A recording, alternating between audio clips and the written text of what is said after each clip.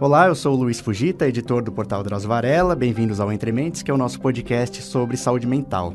Hoje a gente vai falar sobre a síndrome de burnout, que ainda não é um transtorno catalogado pelo DSM-5, mas ele é tão presente e vem sendo cada vez mais comentado, então a gente decidiu falar sobre ele, porque ele é mais conhecido do que alguns transtornos que são registrados e catalogados há bem mais tempo, né? O burnout é o esgotamento profissional, ou seja, uma condição associada ao estresse do trabalho, né? Jornada extensa, pressão de chefia, competitividade, medo de ficar desempregado, né? Que não se identifica com alguma dessas possibilidades no emprego, né? Mas, como acontece com muitas questões emocionais, não é um único dia ou mesmo alguns dias estressantes que configuram o burnout. Embora ele não tenha uma descrição convencionada, ou critérios diagnósticos na área de psiquiatria, muitos profissionais já sabem como identificar e como fazer essa separação, né? Qualquer profissão pode colocar o trabalhador sob esse estresse intenso, mas a gente sabe que algumas são mais voltadas ou são mais vulneráveis a esse tipo de situação, né? Por exemplo, policiais, professores e médicos. Falando em médicos, né? Por isso que a gente vai falar com a psicóloga Silvia Curi Ismael, que é gerente do Serviço de Psicologia do HCOR, do Hospital do Coração de São Paulo. Obrigado por ter aceitado o convite para a entrevista, Silvia. Eu que agradeço o convite, Luiz. Vamos começar aqui. Então, a grande dúvida que sempre tem em qualquer questão de saúde mental é por que um dia de estresse simplesmente não configura ainda o burnout, né? Como que a gente faz essa separação? Todas essas questões que envolvem o estresse ou o esgotamento, que o burnout, se nós fôssemos traduzir a palavra para o português, seria uma síndrome de esgotamento, ela vai acontecer quando ela manifesta uma série de sinais e sintomas que afetam não só a vida da pessoa, mas afeta a área psicológica e trabalham conjuntamente. E geralmente esses sinais eles vêm de uma forma muito forte, muito dura para a pessoa, muito agressiva em alguns momentos. Então, o estresse, ele tem fases. Ele tem a fase de alerta, que é uma fase que a pessoa percebe o sintoma do estresse, o que ocasiona o estresse, e ele tem uma condição de poder lidar com aquilo. Ele tem uma fase de resistência, que seria a fase que ele percebe os eventos que nós chamamos de estressores, que também vão gerar aquela situação de angústia, de medo, de ansiedade. Sim.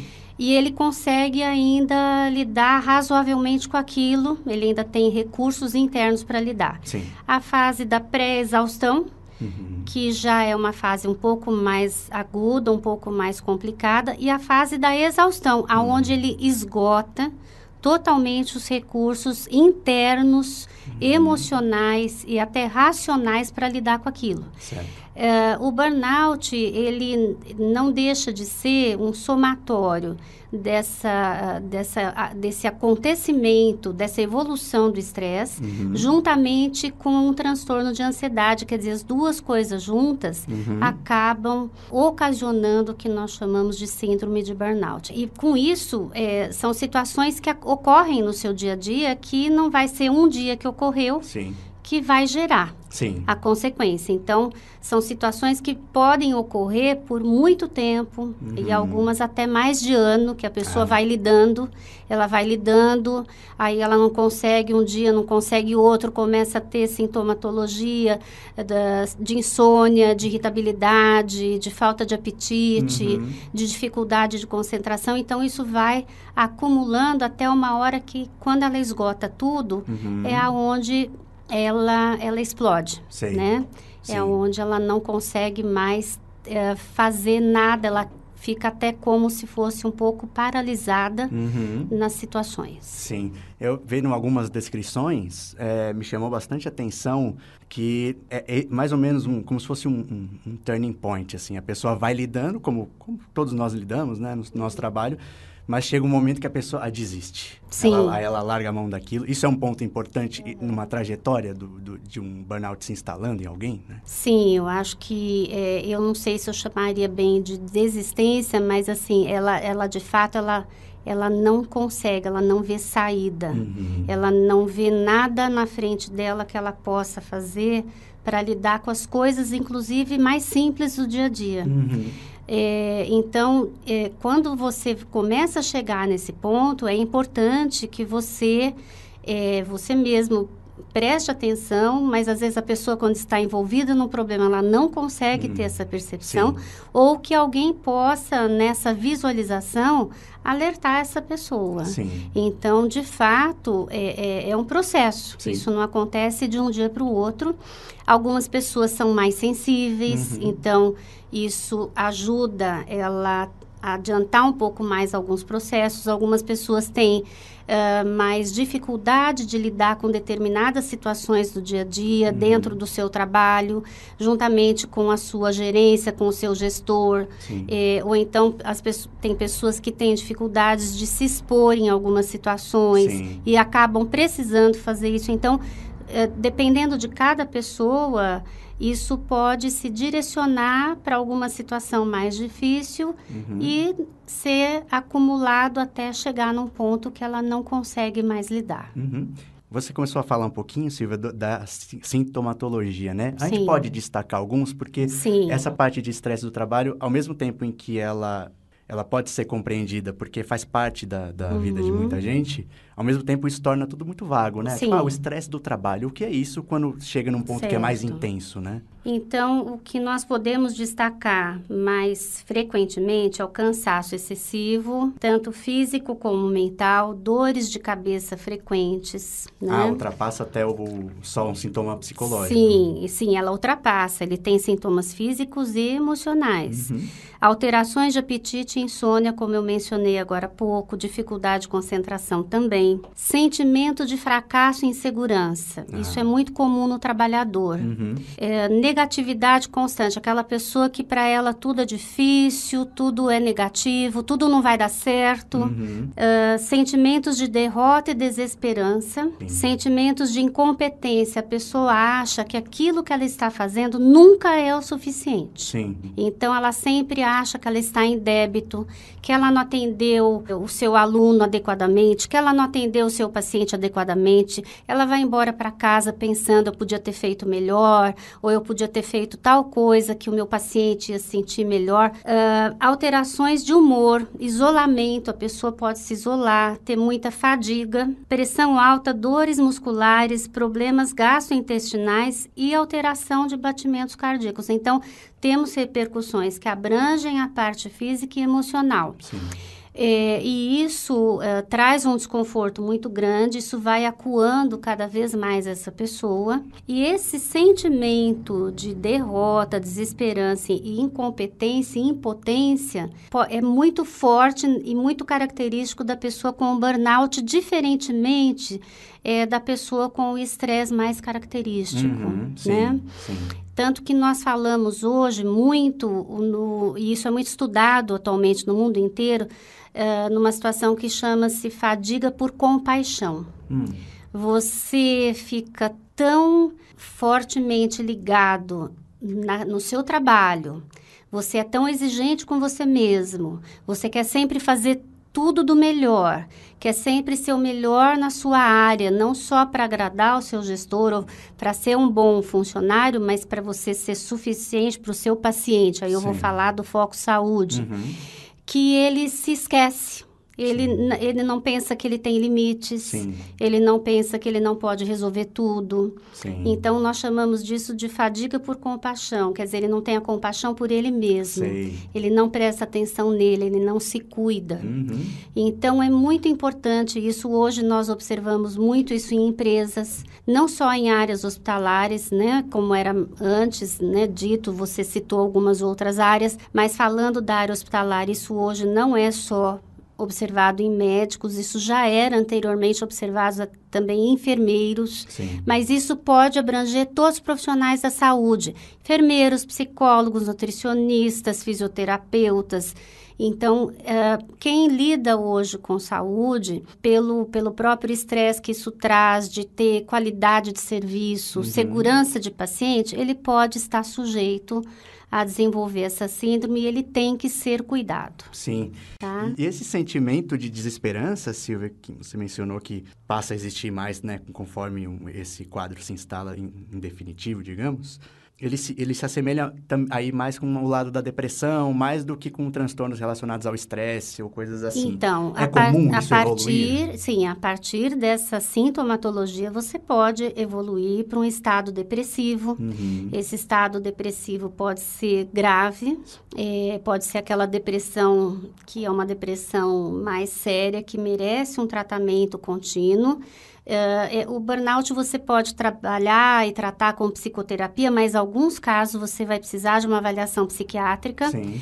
E de medicação para poder dar conta de acompanhar essa pessoa se já estiver com uma depressão instalada, do grau que essa pessoa tem da depressão, como que ele está no momento, naquele contexto que ele vive. Então, é importante essa análise para poder direcionar esses casos adequadamente. Como a gente falou, ele ainda o DSM-5, por mais que seja uma forma um tanto fria, né? Você precisa catalogar, ele, de certa forma, para os psiquiatras, ajuda a guiar alguns critérios diagnósticos, né? Atualmente, na área da psicologia, como que se faz isso, né? Existe algumas coisas que te levam a fechar um diagnóstico? Isso é estipulado ou cada profissional vai saber com a sua experiência? Então, eu acho que quando nós avaliamos para diagnosticar, até a psicologia também utiliza, né, como base o DSM-5, mas nós gostamos mais de olhar o paciente pelo olhar da nossa clínica, Sim. do nosso olhar como profissional. Evitamos um pouco ter, assim, os rótulos, Sim. mas sempre temos que ter a base, né, dessa literatura. Então, acho que para nós não é tão difícil você observar e diagnosticar o que é o estresse por si só, o estresse que caminhou para um lado mais avançado, que está ligado a questões de trabalho, que é a definição que eu te disse do burnout especificamente, os estados de ansiedade, que alguns tipos de ansiedade pode vir até a ser patológica, ou seja, ela pode se agravar e trazer outras consequências psicológicas, e tem como você diferenciar a depressão. Então, dá, sim, para nós fazermos um diagnóstico adequado mais especificamente ao burnout, com aquelas características que eu descrevi há pouco, você consegue categorizar quando ela é mais voltada para a questão de trabalho. E até por conta de que tem trabalho que a pessoa é exigida num nível difícil dele contribuir, ou o gestor não consegue avaliar adequadamente o quanto ele consegue dar conta.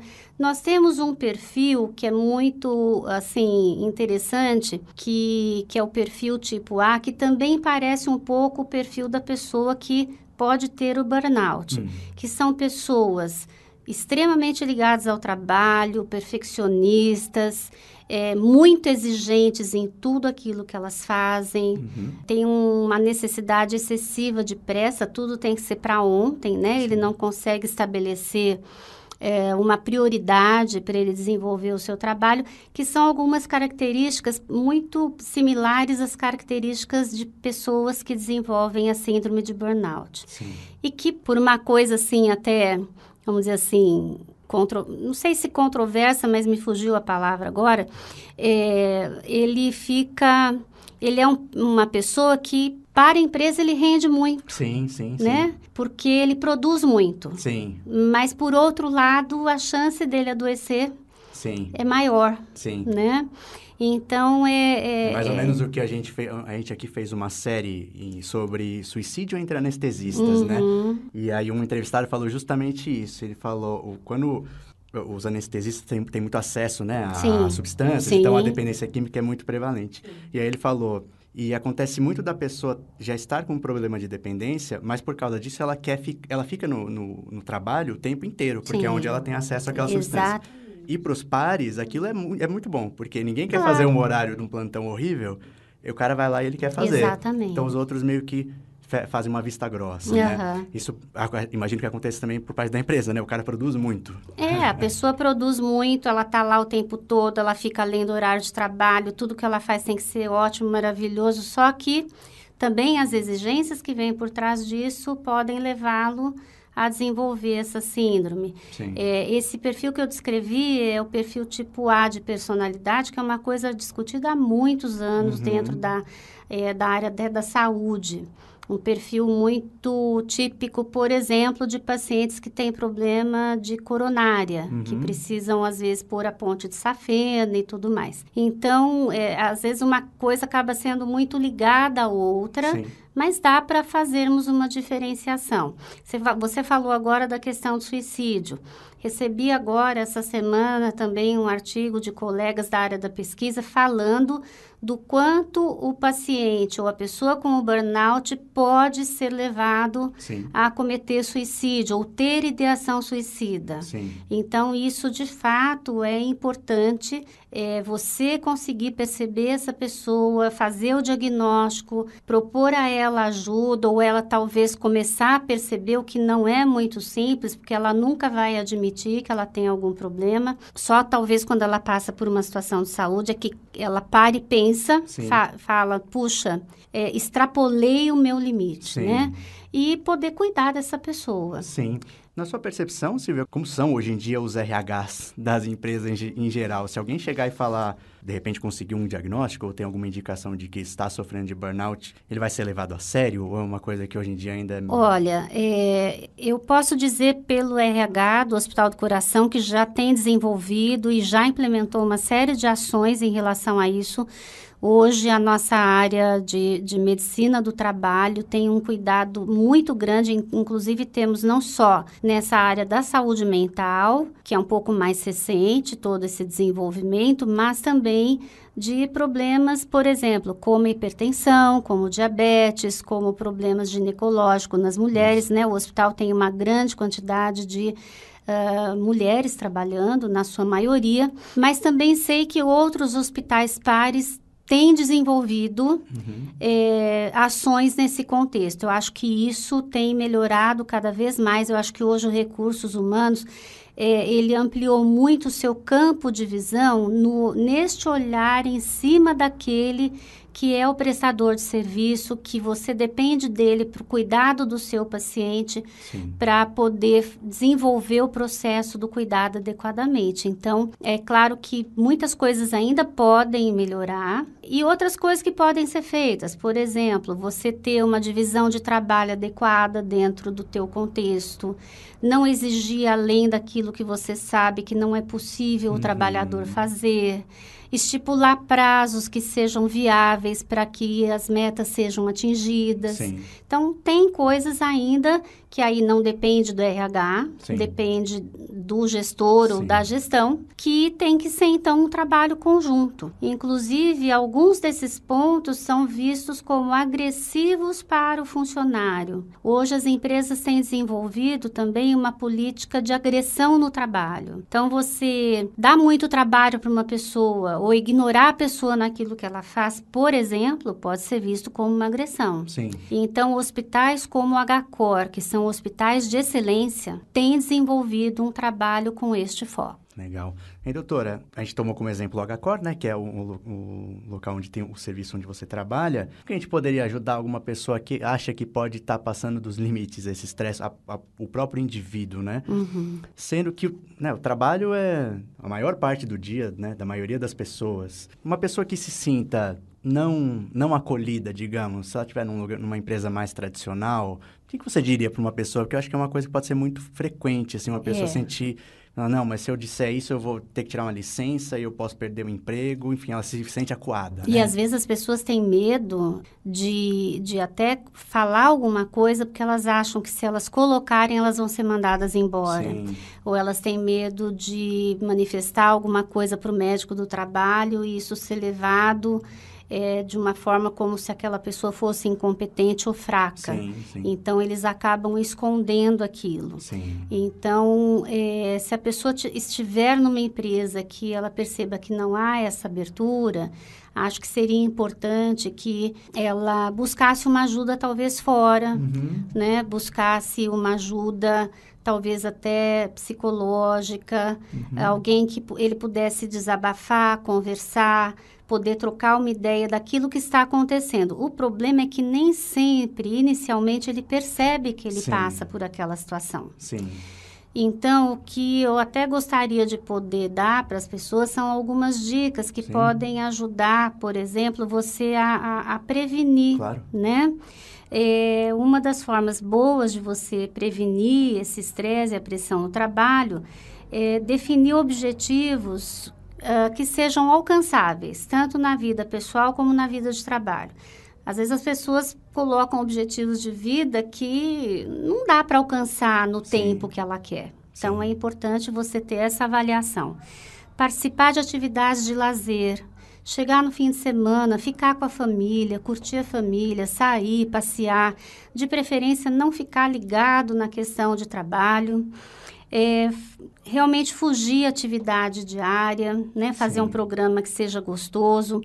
Evitar até contato com pessoas negativas, né? Tem pessoas que eu brinco que você não pode nem perguntar como vai, porque ela já começa a desfiar um rosário de problemas, né? E para quem não está bem, isso não é bom. Sim, né? Contamina, né? Contamina, exatamente. Conversar com alguém que você confia para trocar uma ideia, porque às vezes a pessoa de fora, como ela não está envolvida na situação, ela tem a percepção de poder falar, puxa, eu acho que você não está bem, você está estressado, por que você não procura ajuda? Sempre é uma visão diferente, né? Fazer atividade física regular, eu acho que isso é fundamental em qualquer tipo de situação que você quer ter um autocuidado. Sim. Porque a atividade física alivia o estresse, libera endorfina que melhora o teu ânimo, o teu prazer, humor, né? Melhora o teu bom humor.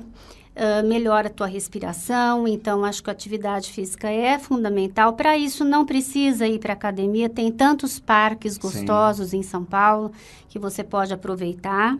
Evitar muito consumo de bebida alcoólica, cigarro, drogas ilícitas, então nem pensar, porque isso de fato altera mesmo as pessoas. E às vezes tem pessoas que para se aliviar elas acabam indo para isto. E não fazer automedicação, porque eu acho que aquele remédio bacana que a vizinha toma e diz que é bom, então isso também é uma coisa que as pessoas têm que tomar cuidado. Às vezes o que é bom para um não é bom para o outro. Sim. E procurar uma ajuda especializada. Sim. Acho que procurar uma psicoterapia, se não puder o particular, tem clínicas até de universidade que prestam atendimento gratuito. Sim. E, enfim, buscar uma ajuda que seja efetiva para ela. Às vezes a gente faz aqui programas, né, muito para educar em geral, e não só educar uma pessoa que pode ser o próprio paciente, né, mas não sei, algum conhecido dela, ou familiares, ou amigos, né? E o burnout, pelo que eu fiquei pensando, acho que ele é uma coisa tão presente mesmo na vida de qualquer um que a gente conversa sobre trabalho ou desabafa sobre trabalho com um monte de gente, né? Com Dos certeza. amigos. E às vezes a gente não liga isso, uma possibilidade de ser algo que precisa de tratamento, né? Exato. Mas você acha que é válido também um amigo, um familiar estar ligado nisso para talvez indicar esse caminho de um tratamento Sim, mesmo? é aquela pessoa de confiança que você pode trocar uma ideia, que você pode conversar. Então, com certeza que é aquela rede de ajuda. Às vezes essa rede de ajuda pode ser um amigo, pode ser alguém da tua família, pode até ser alguém do seu trabalho. Sim. Eu, por exemplo, eu vou dar um exemplo pessoal, e talvez até pela minha profissão, eu costumo muito observar meus funcionários. Eu costumo, assim, sempre observar no sentido de ver se a pessoa está bem, se ela tem algum problema, porque quando a gente está acostumado a trabalhar com aquela pessoa, quando ela não está bem, você percebe na hora. Sim. E aí você chama para conversar, checa se está tudo bem, se tem alguma coisa que a gente pode fazer.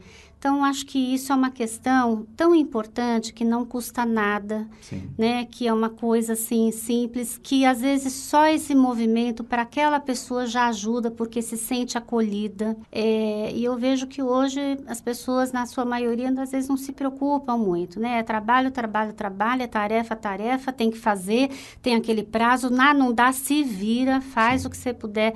Então, tudo isso, eu acho que, é claro, isso vai muito de cada um, mas eu, dentro da minha área, não poderia fazer diferente, né? Sim. Mas eu acho que isso falta muito nas pessoas hoje. Eu percebo que as pessoas estão também muito fechadas nas questões que elas têm que desempenhar, né? O funcionário tem uma meta, o gestor tem outra meta, o gestor do gestor tem outra, e assim entra numa cadeia que tem parece... ali embaixo que pega a última que demanda. não tem fim, exatamente. É o que faz o trabalho braçal ali, né? Sim. Então, acho que isso é fundamental, você poder, às vezes, parar, olhar para ele, perceber. Eu, como já estou muito acostumada a fazer isso, eu percebo na hora, às vezes, pela voz no telefone, que a pessoa não está bem. Mas isso é um treino que a gente tem enquanto psicólogo, né? Sim. Mas eu acho que é muito importante a gente poder cuidar das pessoas que convivem com a gente. Silvia, a última pergunta que eu tenho, você fala um pouquinho sobre o tratamento, né? Em geral, uma pessoa que consegue ter um diagnóstico e passa a fazer um tratamento regular, ela tem uma alta? É assim que funciona? Ou ela vai precisar de um acompanhamento, em geral, por muito tempo? Olha, o tempo do acompanhamento sempre depende muito, assim, do grau que esse acometimento está, se ele está num grau muito avançado, e depende também do quanto aquela pessoa que está acometida pela síndrome, ela está disponível a receber ajuda, porque às vezes ela procura ajuda, mas quando você começa a trabalhar na psicoterapia, tem algumas coisas que ela não consegue caminhar, porque ela tem dificuldades. Ela tem dificuldades, assim, por medos, por traumas, por situações que ela já vivenciou e que ela tem medo de poder modificar, porque ela não sabe como vai acontecer. Se ela está mais fragilizada emocionalmente, às vezes temos que fortalecê-la um pouco mais do ponto de vista da dinâmica interna dessa pessoa, da autoimagem, dela se dar valor, né? Dela poder começar a se olhar de uma forma diferente para nós conseguirmos conquistar outros passos. Sim. Então, isso depende de uma série de coisas que têm que ser trabalhadas conjuntamente. Como eu disse, se a pessoa ela tem um acometimento maior, já está num processo também depressivo, talvez tenhamos que entrar com uma avaliação psiquiátrica, o psiquiatra vai dar uma medicação, fazemos esse trabalho conjunto. Sim. E claro que o que nós pretendemos é que essa pessoa tenha uma alta, né? Sim. Geralmente eles conseguem se recuperar, a não ser que esse acometimento já seja muito grave, como depende muito de cada um, tem algumas consequências que ficam mais difíceis de você reverter. Tem alguma coisa que a gente não trabalhou aqui, Silvia, que você acha que seria importante levantar? Eu acho que, para falar a verdade, acho que nós abordamos muitas coisas, né? Sim. Eu acho que não faltou nada, né? Eu pude até falar da fadiga por compaixão, que isso é uma coisa muito atual. Isso é um conceito que eu não conhecia. E que tem sido muito trabalhado. Nós tivemos, o ano passado, um workshop com 2 professores que vieram de Singapura, lá no HCOR, sobre isso. Foi muito bacana. Muito proveitoso, né? Sim. Muito obrigado pela entrevista. Eu que agradeço, foi muito gostoso falar com você. Obrigado. Obrigada. Lembrando que a gente tem mais 2 podcasts na casa, né? O do Dr. Drauzio, o DrauzioCast, e o Porque Dói, que é sobre dores, da nossa repórter Juliana Conte. E a gente nunca sabe se quem ouve o podcast conhece as outras redes do portal. Então, lembrando que a gente tem o YouTube do Dr. Drauzio também, que a gente já tem agora mais de 1 milhão de inscritos.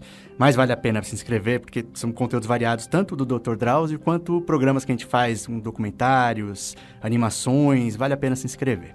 Um abraço.